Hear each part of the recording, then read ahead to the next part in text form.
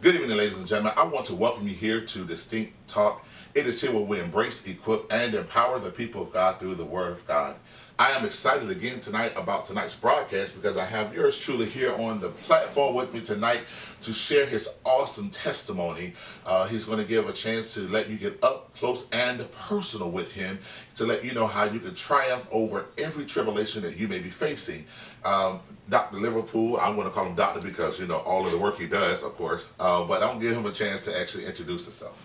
How you doing? How you doing? My name is Jared Liverpool. A lot of people call me Mr. Liverpool. I'm a third grade teacher, and I'm also a videographer as well. Filmmaker slash editor slash graphic designer, but filmmaker, but overall. Yes. Okay. Now, Mr. Liverpool, give me the backdrop about yourself. Where are you from? Where are you from? You know, what area? I'm from down here in Fort Lauderdale, Florida. I lived in Davie first. The people know about that, Davie. Now I live in Lauderdale. And I also lived in Tallahassee for some time for college as well. So. Okay. What elementary school? Cooper City Elementary. Okay. Yeah. Now I'm gonna charge you with the same questions that that I charged somebody else with. Now that you are working inside the education arena, do you find yourself being that child that's in your class right now? Is there any child that's in your class remind you of you? Absolutely, absolutely. Yeah, there's a lot of kids, quite a few kids that I see myself as.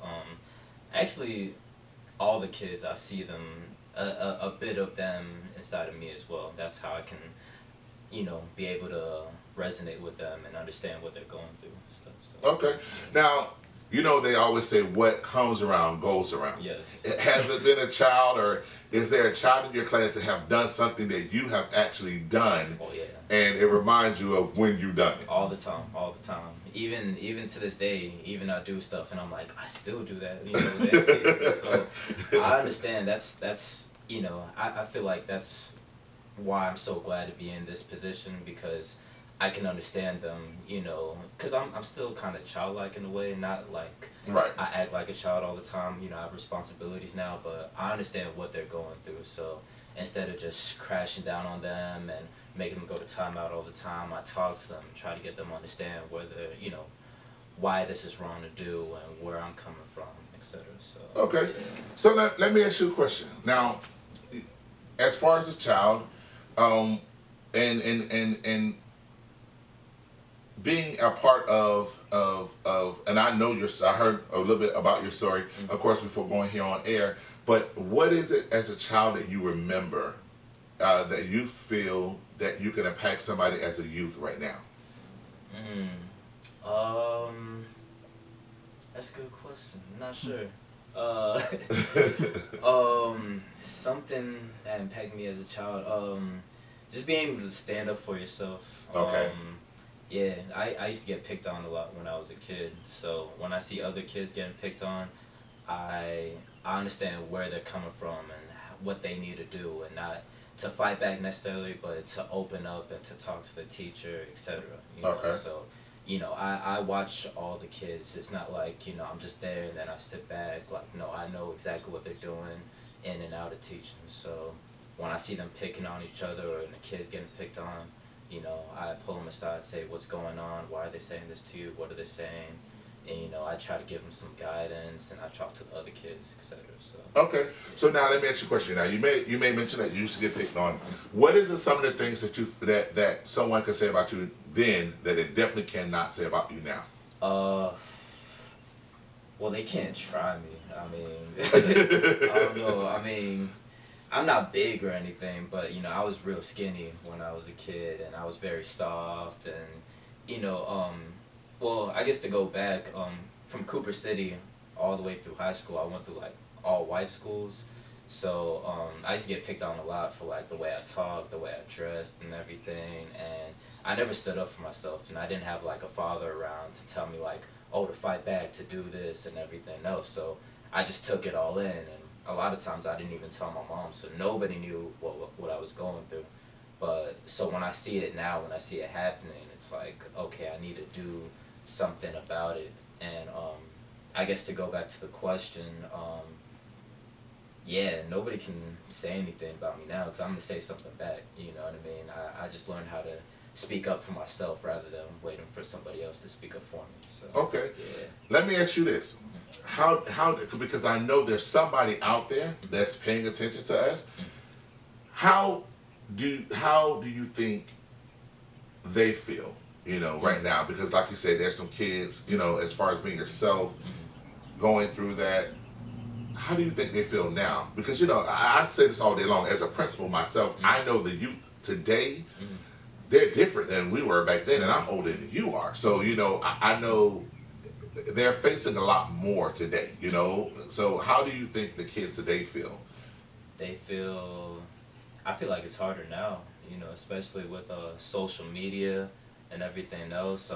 I had a student maybe like a few weeks ago saying something that the other students were saying they were gonna fight her on social media, on, Instagram Live and all that stuff, and that's just crazy to me because if somebody said they were gonna fight you back in our day, you know what I mean, like it was face to face or gossip, but now they're doing it through like the internet and stuff, so Right.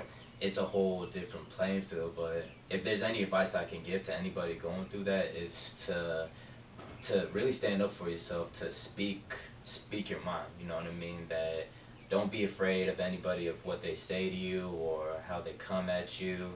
Even as an adult, I see it all the time. People are gonna say stuff and do stuff to try to put you down, but Right. to always stand up for yourself no matter what. So, Right.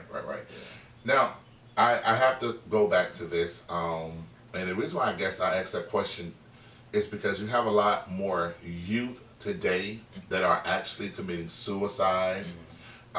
They are running to older people. You have a lot of people that are kind of going through this whole identity crisis. They don't know what they want to be. They want to be straight. They want to be gay. They want to be a bully. They want to be a thug. They want to be. It's like they have a problem with identifying themselves. And so what I come to realize is they feel as if they don't have anyone to talk to. And my personal belief is that there's some type of disconnect where the adults, we don't share our stories with our youth or with our kids. Now, of course, there are some things you can't say to a child, but there's definitely some things we can say to them that will help them from going off the cliff. Because again, like I said, you have kids. I know there was this whole phase before where kids were actually killing themselves on Facebook Live. That was like a thing to do, and I guess they didn't understand. You don't kill yourself and come back. It wasn't a joke. And so I see a lot of kids go through this whole emotional distress point of life because they don't feel like they have someone to talk to. So I commend you for being someone who they feel that they can come to and talk to, because like I tell every educator that I come in contact with, education and being an educator is not just about what you do on the blackboard or what you do inside of the classroom. Definitely. It's most times that you have to go home with this, you have to pray about this, you have to just get into a whole nother place where you can be able to help these children. Because again, it's not just about doing what you do as far as bookwork goes. So I commend you again on that. Now, you spoke about something, and I want to go back because that's another thing that a lot of people are facing right now, being a fatherless child. Do you think, I guess I want to touch on that, because if you don't mind, I have a lot of youth that's going through that. I know I personally run into a lot of this on a daily basis. My question to you is, how did you feel as far as being a fatherless child? What was it like coming up? It was, it wasn't that bad in the beginning, but I'm not gonna lie, like when it hit like middle school, like 12, 13, that's when it really got bad.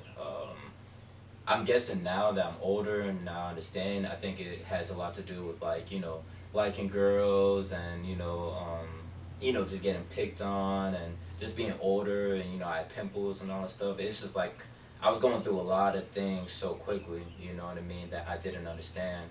And I didn't talk to my mom about it, and I felt like if a man was there, he would understand more deeply, you know what I mean. And I even had uncles, even if it was just like one conversation, something about locker room talk and this and that, like I understood that and I felt that, and I took that in, you know what I mean. So I feel like that's it's very important now for like, you know, men to step up and be in a child's life. You know what I mean? Even if it's not your child, even, you know, like the position that I am in, you know what I mean? That's why I'm so thankful for it each day, because it's like, you know, some of these kids, they don't have a father to go to. They see, you know, a man who, you know, is going to work, etc. So, you know, just having somebody to talk to, whether it's a boy or a girl, you know what I mean, just about life in general, you know, because that's one thing I realized, you know, like, I don't know, like, ladies, you know, they can, you know, try to raise children as much as they can, Right. but you know, it still needs some like father figure in there at the end of the day. So I believe it. yeah. I believe it. And now let me ask you a question. Did you ever get to a point as a child, and I'm going to say probably that up to 10-year-old bracket, or maybe 12, where you ever had thoughts about where your father could have been? Because I know my personal testimony coming up, I was on my father's side, I was one of 16, but on my mother's side, I just so happened to be the first, and I was the only one for a long period of time, for almost 19 years. So I remember with my biological father not being in the household and having other children and seeing him with other kids or whatever. You know, I questioned why. I, you know, had my own thing going through my mind. And like you said, I too, like you know, it's a lot of unanswered questions. What could you say to someone who may be facing that, a child right now, you know, that may be 10 years old, that's facing these same questions, like, what did I do? Well, if they're thinking that, you know, don't think that, if there's any kid watching, you know, don't think that it's you. It's because of you. You know what I mean? Like, you're still a child. You're not even, you know, an adolescent adult yet. You know what I mean? So it's something that happened, you know, maybe between your parents, whatever, but that's one thing that I had to realize, like, listen, it's not you. It's not you. And, you know, I grew up a lot, you know, like, I never really talked about it, but I'm not gonna lie, it used to be on my mind a lot, especially like around Father's Day and everything. I'll see everybody with their fathers and everything. And it's kind of worse now, especially social media age, because everybody like posts their fathers and stuff. Absolutely. And yeah, that, I'm not gonna lie, that always hurt me. So it was like, that's one thing I had to realize. And I have a brother and sister, but just like you, it's like from my dad's side. And my sister, yeah, some like crazy story. And yeah, I was able to talk to her and get connected with her and everything. And so this happened through social media? Yeah, through MySpace. Wow. Yeah, like 2007. Yeah, so I met her, you know what I mean? Like, it wasn't even through my dad. Like, he used to like call every now and then to check up on me and all that stuff, but I didn't have like a connection with him. Okay. But talking to her, you know, that's when I started going around like that side of the family, like my dad's side of the family, and I started meeting cousins and everything else. So, you know, it was hard, I'm not gonna lie, but at the same time, it's like, you can't blame yourself, you know what I mean? Right. And looking at the world, and I know, speaking personally, like, I was a counselor at a teen retreat camp, like in high school, and there were like a lot of, how do I explain? It was like a lot of different kids like around the area, like Asian kids, Hispanic kids, and all that stuff. And I remember one workshop we did, we had to talk about our families. And it's like maybe like 16 kids in one room, and only one kid, and this like, you know, multiracial, like Asians, everybody. Only one kid in the room only knew their father, or like stayed with their father. You know what I mean? Like guys and girls, like everybody is some type of deranged relationship. Like they didn't know their father left when they were younger, you know, the father, you know, was in jail or something, you know what I mean? So that's what hit home for me, is like, you know, I'm not sure what happened, you know what I mean, what happened back in the day, but it's like, you know, I feel like now it's better, you know, maybe with social media and all that stuff, that, you know, men are coming, I know with my friends, like a lot of my friends in my life, they're in their, you know, child's life, you know what I mean? So it's like, I feel like things are changing, but at the same time, talking to anybody that's out there who doesn't have their father around, you know, don't think that it's you that's they're not around for. You know, it's something that happened in their life personally, or something with their family side or something, you know, and Right. that made me question a lot of things. And just even being an educator, just looking at these kids, instead of reacting because of how they're reacting to me, it's like, okay, well, instead of reacting back, let me ask why. Why are you angry? Why are you upset? You know, Right. because I don't know where they came from. You know what I mean? And it's the same thing even with my father. You know what I mean? Even though he wasn't around, you know, I was still thankful for him, and I still prayed for him and everything. And I knew at the end of the day there was Wow. something that happened in his life that made me not want to come into my life. You know what I mean? So I always had to remember that. You know what I mean? And to know that for myself and the others as well. Like, listen, don't, you know, be thankful for him because he brought you into this world. So yeah. Well, you know, that's a good thing, and what I'm glad, you know, and I really concur with your answer there, because a lot of times kids feel it's their fault, you know, and again, you know, I I can't lie to myself. I put a lot of questions right to my head. Was it me? Was it something I've done? Is it because of where I am? You know, I was the heavy set one in the bunch, and then I came the skinny one in the bunch, and then I was the one who loved to be around the girls, not the boys. I didn't want to play basketball nor football. I was just that opposite kid. I was the one that was just different. So I really understand where you're coming from. And again, I always tell people, God does not allow things to happen by happenstance nor circumstance. It's by His divine purpose and His divine will. And it's a reason why we had to go through what we had to go through. Absolutely. And again, I believe that's why it's important for us to be able to share our stories with people, because again, that's what it's about. It's about to encourage somebody else. I always tell people, if I stepped in that landmine, I will try to cover the landmine so you don't have to step into the same one I stepped into.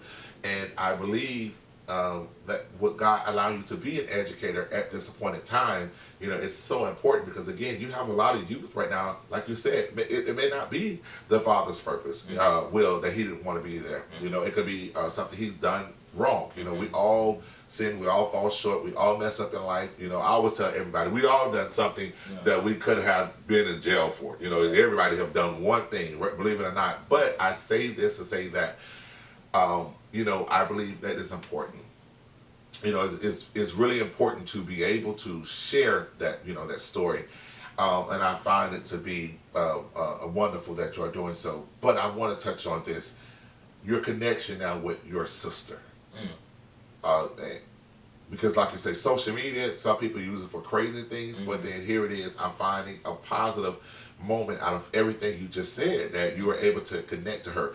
What have that experience been like? It's been nothing but amazing since I got in contact with her. Because I knew since I was a kid that I had a sister, and growing up as the only child, I was like, oh, you know, I had a sister, telling everybody, but I didn't know what she looked like, or, you know, just her name, that was it. So I just typed in her name on MySpace, and there she was. And it's been nothing but an amazing experience since then. I mean, we both do videos. Oh, wow. Yeah, it's crazy. Like, we both, you know, into the same thing, and, you know, we've just connected with each other so much. And she has her own, like, brothers, like, on her mom's side. Yeah.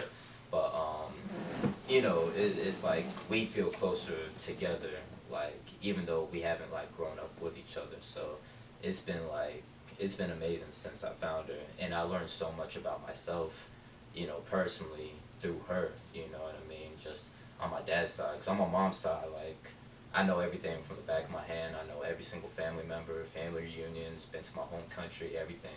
But I don't know anything about my dad's side, you know what I mean? So it's been nothing but an experience. And to fast forward, he passed away a few years ago. Wow, sorry to hear that. Yeah, and it's okay. And but I was able, like, when we went to the funeral in Jamaica, I was able to be with her and, you know, like, be by her side. So I felt like, in a sense, it was like it all kind of came together, you know what I mean, to for me to be there for her, like, during that time, because it was hard. So yeah.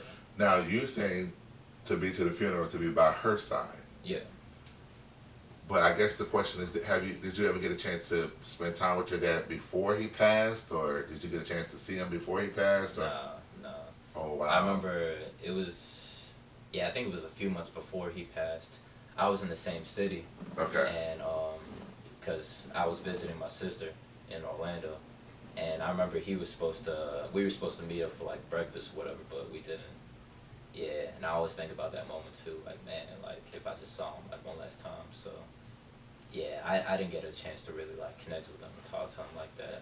So that's kind of the hardest part too, is like since he passed, like you said, so many unanswered questions, like Right. why wasn't he there and everything, and I'm still thankful for all he's done, you know what I mean, despite his absence, but at the same time it's like, oh man, what is this, what if that, blah blah blah, but just like I said, it's something that this is the reason why God did this for a reason, you know Right. what I mean, this isn't something that just happened and I have to keep it on my mind all the day, you know what I mean, so if anything, I'm just letting him do his part, you know what I mean, and that's You got to trust this process. Yeah.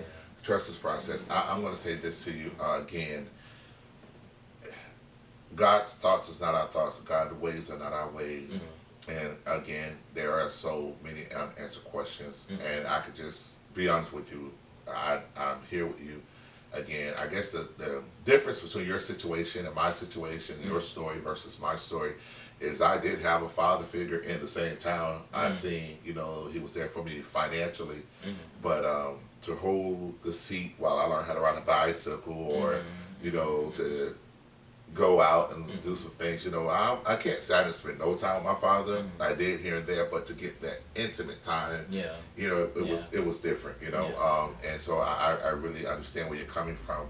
But how did that affect you inside of the classroom, inside school, inside, how did it affect you in school? Did it ever affect you in school, as far as grade school, elementary, middle, high school? Did it ever affect you in school? It did. I feel like it did. Like I said, middle school was a rough time for me. Cause, well, I guess to backtrack, like elementary school, like I went to the same school, like elementary, middle school, all the way up to 10th grade. So I grew up with like the same kids, and like elementary school, it was like fun, and I think it all kind of changed. Like in 5th grade, I was involved a lot, like safety patrol, defy it, chorus, all that stuff. And a lot of kids noticed that and they started picking on me. And in middle school, I was on the morning announcements. I never saw myself in the morning announcements, but every other kid did. Wow. And yeah, a lot of kids like picked on me because of that, you know what I mean? Like, oh, he talks white, he talks this, blah, blah, blah. And it's like, I used to get so angry at that, like, how do you know me? Like, why am I talking white, you know what I mean? Like, you don't know my backstory or anything. Like, I have cousins, I go to a black church, all that stuff. So, yeah, I didn't know how to deal with it, so I started trying to act black. So Right. I grew braids, I'm wearing baggy clothes, I'm failing grades on purpose. And the grades part, that's what messed it up for me. Because, yeah, my mom had to come and, like, talk to the teachers and everything. And I'm, like, purposely, like, trying to do bad in school just to Fit in. you know what I'm saying? So, and that happened a long time, like all the way until I switched high schools. That's when I started like getting back on track and everything. So let me pause you. So you went through this whole phase of developing yourself to be somebody who you're not, just to fit in. Absolutely, yeah. So let me stop you and ask you this number one question. Do you see that happening now with the youth? Yeah, absolutely.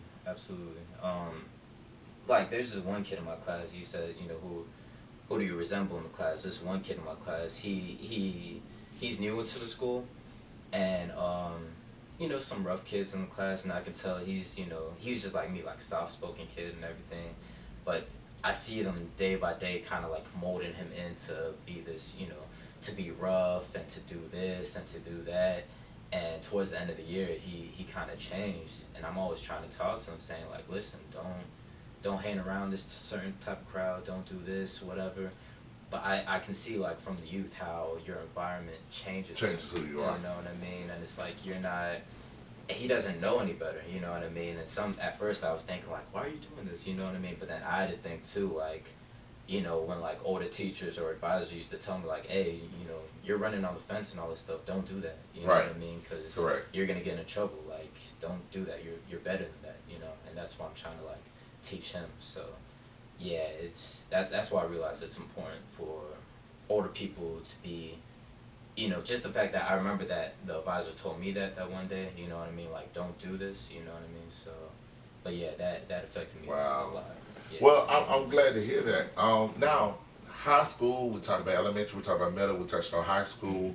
What was your college experience like? College experience, it was amazing. Nothing short but amazing. No, but I mean, like I said, I went to like all white schools up until like 12th grade. So like going to FAMU, it was like such a culture shock at first, because I'm like, wow, I never been around, so many like black people at once, you know what I mean? Like people from like Michigan, New York, Chicago, you know what I mean? Saying different things and everything, and it was just an awesome experience. I mean, that's how I could put it. Wow. Well, up like mainly freshman year. Like after that, it's a different story. But yeah, just Freshman year is like party. yeah, yeah. Trying to get adjusted. Yeah, yeah. It was more than that though. It was like if we're Go ahead, tell us about it. No. Save somebody's child's life. Don't do it. I mean, yeah, no, don't do it. But it's there are parties, but I mean, it's more the camaraderie too. It's really a family. Right. Like even to this day, like if I see somebody I knew from FAMU, even if we weren't cool, just the fact that we knew each other or saw each other like on campus, it's always family. It's always blood. Like we're dapping up. How you doing? Blah blah blah. Connecting everything. So it's like we understand like on another level how it is to be black in America. That's Right. how I feel. You know what I mean? So it's more of a brotherly love than like high school. I Right. see somebody from high school, it's like, oh, okay, you know what I mean? But college is like, yo, you know what I mean? You doing this, you doing that. And I don't know, it was just a different vibe. So I appreciate everybody. So do you feel, I guess do you feel that you grew in college? Absolutely, yeah. It definitely molded me into who I became now. Okay. Definitely. Because I was still trying to find myself, I'm not gonna lie. Like, even like high school and all that stuff, where do I fit in? Because I like basketball, but I didn't like make the basketball team. I don't know if I was tall enough or whatever, but like, yeah, I just didn't like have like a sport or something, And in high school, I had like a group of friends. We had like this dance crew, whatever, and they were like, that was like my brothers even to this day. So through that was like a transition to like, all right, I see like, like who I am. Like I have like people like, we're all striving for the same thing, like success, I guess, you know what I mean? Okay. Just being cool. And we were like brothers at the same time, So going to FAMU, it was like a good transition to finding a new set of brothers, a new set of sisters, and a new set of friends I can connect with. Okay. Yeah. So now, what did you major in at FAM? I majored in journalism, broadcast journalism. Yeah. What inspired you to do so? My love for film, and that's the closest thing they had to film, so I just decided to do that because I knew it was something with, cameras and lights and stuff like that, so. Okay, Yeah. and when did your passion for that develop? For film? Yeah, for film. Oh, for film. It started way back. I used to always love movies, and I just remember, I think it was like 9 years old, my mom sat me down in this room. I was stuck at her job. And she's like, I want you to watch my favorite movie ever. It's called The Color Purple. And then she put in the movie, and I'm just like, I don't want to watch this movie, man. It's like, I was 9 years old, Like, I don't want to watch a slave movie, you know what I'm saying? I want to watch, like, Pokemon or something. But then I started watching it, and I'm like, wow, this is a really, like, good movie. Like, I didn't tear up, but I almost, teared up at the end or whatever.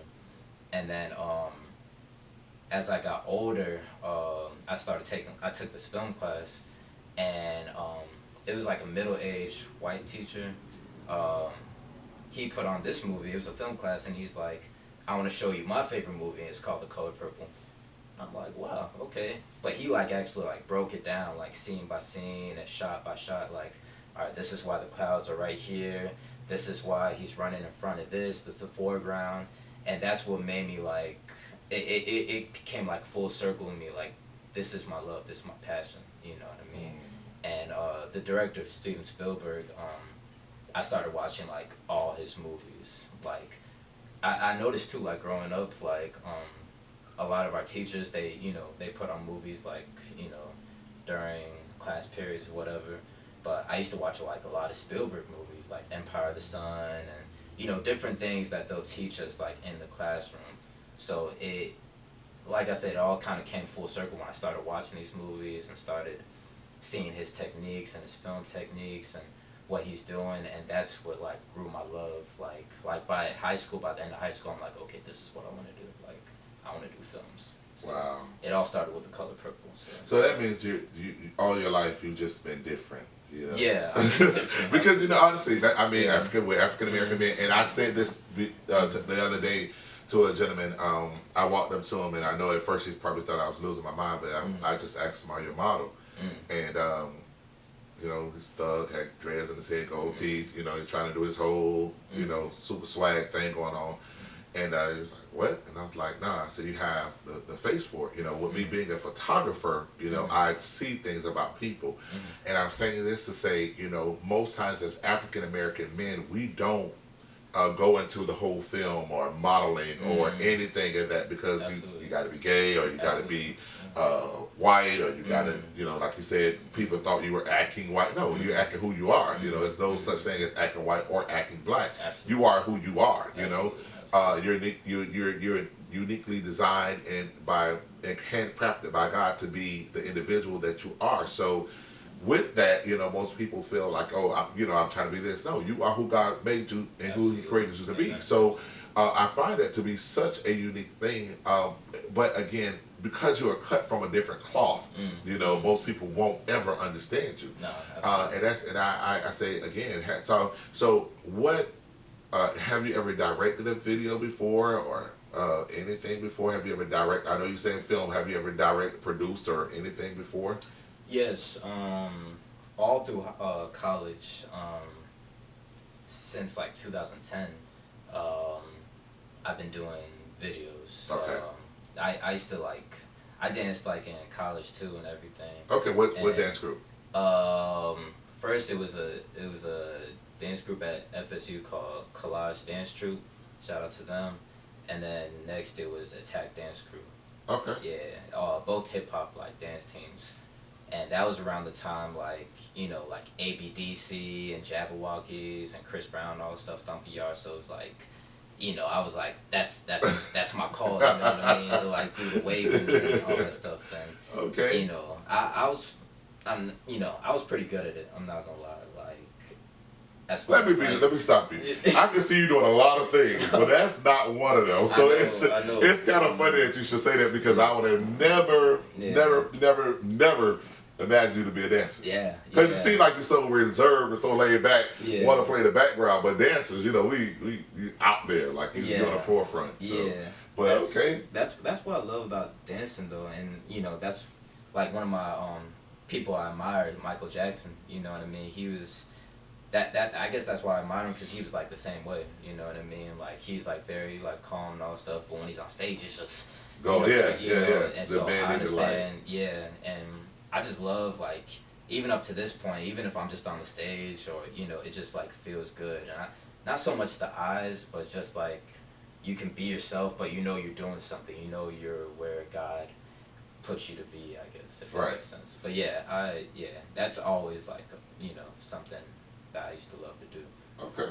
But yeah, my bad. Going back to the videos, I used to do a lot of dance videos because a lot of dance was like, oh, let me do a dance video, whatever, blah blah.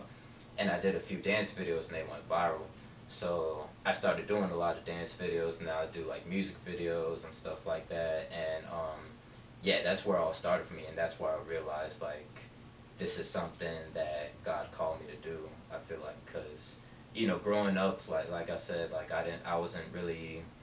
used to do things, but I didn't really fit in anywhere. I didn't know where, what am I trying to do?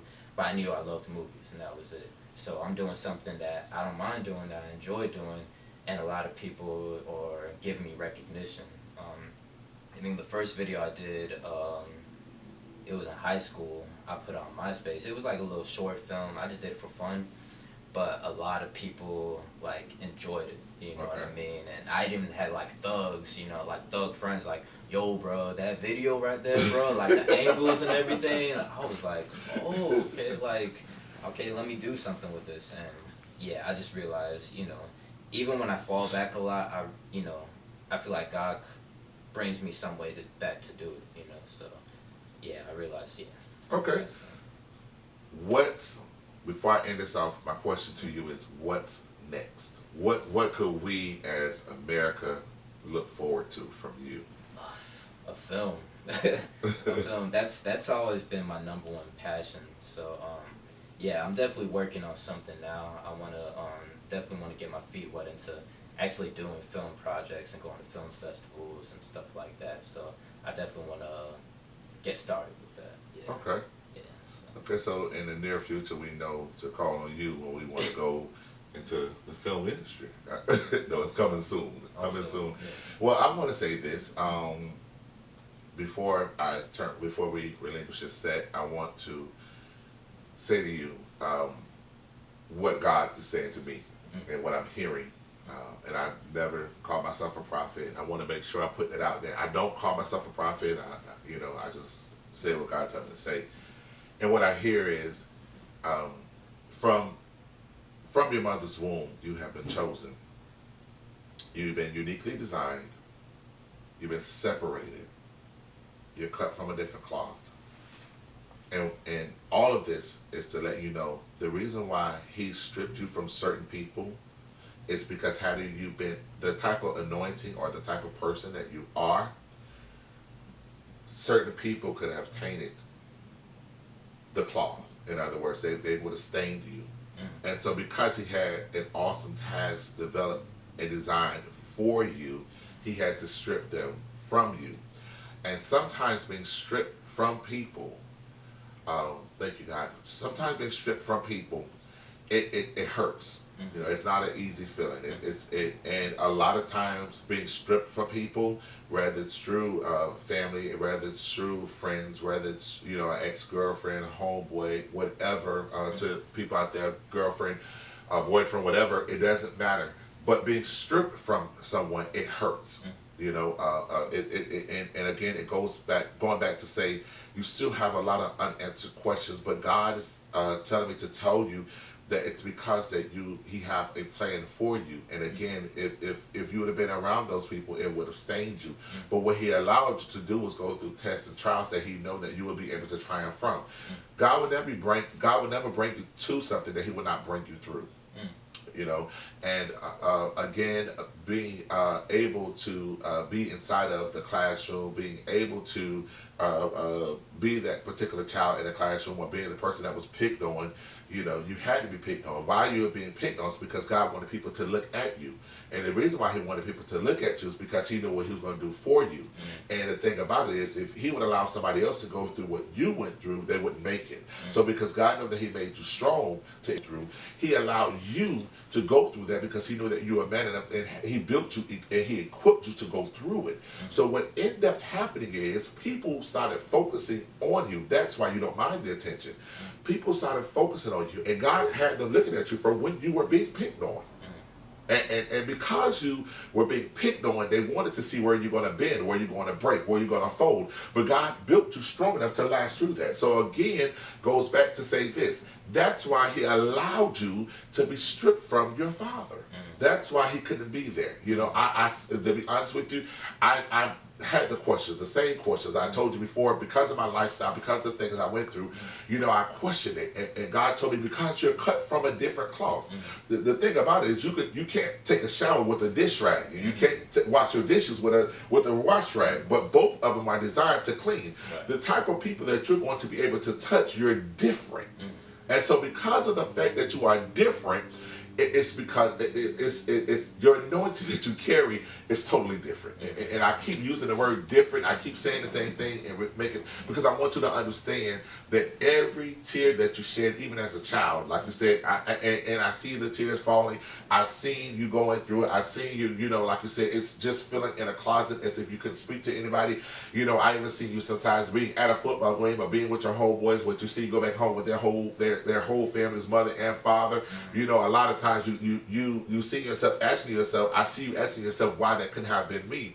But again, God is saying, because where I'm getting ready to take you, it couldn't happen. You know, I even see, you know, and I don't know about, you know, other family members. I don't know about your relationship with your uncles. I don't know about that, but I see other people that even could have been in your life, but God still let them come in your life, but only so far. You know, he wouldn't allow them to play that father figure. He wouldn't allow them to be the man over you. To me, I only see them being in your life so far. And again, and that is for because where God is getting ready to take you. Jared, I'll be honest with you. I see you touching a huge platform. And I'm not saying this because you're on the show. I'm not trying to get credit. I'm not trying to whatever. You know, I'm just being honest with you. I see you touching millions. I don't even know why I'm about to say what I'm about to say, but I just see what I see. I see a Tyler Perry anointing on you. I see you touching big screens. I'm not talking about YouTube. I'm not talking about, and there's no, I mean, I have a YouTube channel, and it's no discredit to them. I love YouTube. Don't get me a shout out to them. But I see you going far. And so again, that's why you had to go through. Fantasia have a song. It said that it was necessary. All your hurt, all of your tears, all of your pressure, everything, your trials, your tribulations. I see you. You know, even had a troublesome time in your life. I don't know where it was, when it was, but I see that you know, did something wrong and had to get up out of it. You know, even that was necessary. You know, that was just a reminder for you not to go back that way. But I say it again and again. I'm not trying to prophesy to you. I'm just telling you what things that I see. And so the things that I see for you, Jared, again, they are different. They are totally different. You're about to, God says, stick to the plan. Stick to the plan. Stick to the plan. And the truth of the matter is, God is using you to be somebody's father. He's using you for you to be in the child's life that does not have a father. He's using you to be a shoulder for somebody to lean on. He's using you for you to be the answer, you to be the pillar of strength for some child that does not have to go through that. It's a lot of children that flock to people or flock to drugs or flock to the street or end up getting killed or committing suicide because they don't know where they're going. God is allowing you to be that focal point that these kids are looking at. And I'm being honest with you, it's not only the kids that's looking at you, it's some adults that's looking at it too and trying to figure out, why did Jared Liverpool break? Why is it that he didn't throw in the towel? How is it that he's still strong? How is it that he still made it through college? How is it that he had a mother? How is it that he's not strung out on crack cocaine? How is it that he can go and have fun and still be in the church or still, you know, do the things that he do and still, you know, and don't break? The truth of the matter, Jared, is because of the fact you have been chosen. You've been chosen for such a time as this. And I've come to say this as I get ready to wrap this up, because I promise you, I was not trying to go here. But I just want to let you know, stick to it. Stick to it. Stay on the path. Stay on the path. I'm telling you, it's soon. It's soon. My best friend, a good colleague of mine, her special quote is any day now. I speak an any day anointing over your life. It's some things that's getting ready, some doors, some major doors. Some major doors, and I'm telling you to be careful of some doors that's trying to open. Some people are going to try to box you in. You got to be careful. Some people are going to try to attach to you. Be careful. Somebody's going to try to speak over you. Be careful. Somebody's going to try to cleave to you. Be careful. Be careful. God's going to show you the right door to go through. I'm telling you, just be careful. You're getting ready to break. I'm telling you, it's getting ready to be major. It is going to be instant. It's going to be instant. And I'm telling you, it's real soon. Any day now. Any day now. Again, I want to say thank you for coming. I want to say thank you for sharing your testimony with us. To all my loyal listeners, do you have a YouTube channel? Do you have a Facebook account? Anybody that can follow you? You know, somebody may be trying to, they may try to be in a field. Do you have any way that you can be contacted besides, you know, your personal information? I mean, just my Instagram, I guess. That's where I post all my YouTube. I mean, not YouTube videos. Is at JLive1, JAYLIVE1. That's where I post all my videos, and yeah, just thank you. Okay, not a problem. Yeah. So JLive is the name of your company. Yes. JLive. Okay, so again, I want to say thank you. Thank you for opening up. Thank you for telling us your testimony. Again, this is not just about me. It's not about, you know, my staff. It's about putting the word out, because again, here at DBN, we try to embrace people, we try to empower them, and we try to equip them. to let them know that you're not the only one going through. And if I've done it, you can do it. Again, I want to say thank you for taking out your busy schedule. Thank you for sharing your awesome testimony. To each and every one of you, thank y'all for paying attention. Make sure you check them out on Instagram. Make sure you subscribe to our YouTube channel. Follow us on Facebook. Most of all, subscribe to our channel. And again, it is always my prayer that the Lord God will ever bless and keep you. God bless y'all. Good night.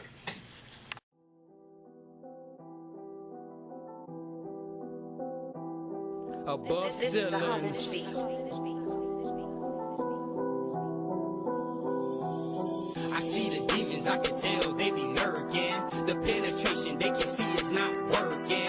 Anointed, thank God for discernment. He passed the rock, now I'ma catch it like my Irvin. I'm ballin', I'm living through his word. Now I'm ballin', my vision's never blurred. Now I'm ballin', lead those crumbs to the bird. Now I'm ballin', playing for sin, I quickly transferred. I'm ballin', I'm living through his word. Now I'm ballin', my vision's never blurred. Now I'm ballin', lead those crumbs to the bird. Now I'm ballin', playing for sin, I quickly transferred. Hey, let me pull up on them. Straight drop the top, act a fool on them.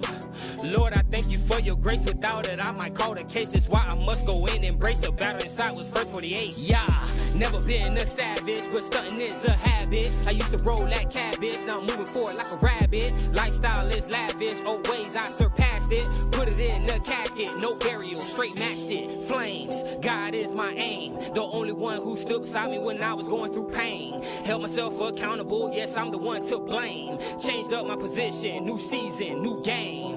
I see the demons, I can tell they be lurking. The penetration they can see is not working. Anointed, thank God for discernment. He passed the rock, now I'ma catch it like my Irvin. I'm ballin', I'm living through his word. Now I'm ballin', my vision's never blurred. Now I'm ballin', lead those crumbs to the bird. Now I'm ballin', playing for sin, I quickly transferred. I'm ballin', I'm living through his word. Now I'm ballin', my vision's never blurred. Now I'm ballin', lead those crumbs to the bird. Now I'm ballin', playing for sin, I quickly transferred. Keep coming, you can try your luck. This is not crime mob, but you can nuck if you buck. I'ma hit you with that scripture, just might lift ya. No Instagram, but I bet you get the picture. They hate it when you hit them with the truth. Have them roaming around, disabled, no Bluetooth. My connection with God above ceilings, no roof. You can tip me all you want, but my spirit's temp proof. I stay woke, I choose not to snooze. If I daydream, I dream not to lose. Focus, don't hit me with that hocus pocus. I'll tell the devil straight up, you bogus. I see the demons, I can tell they be lurking. The penetration they can see is not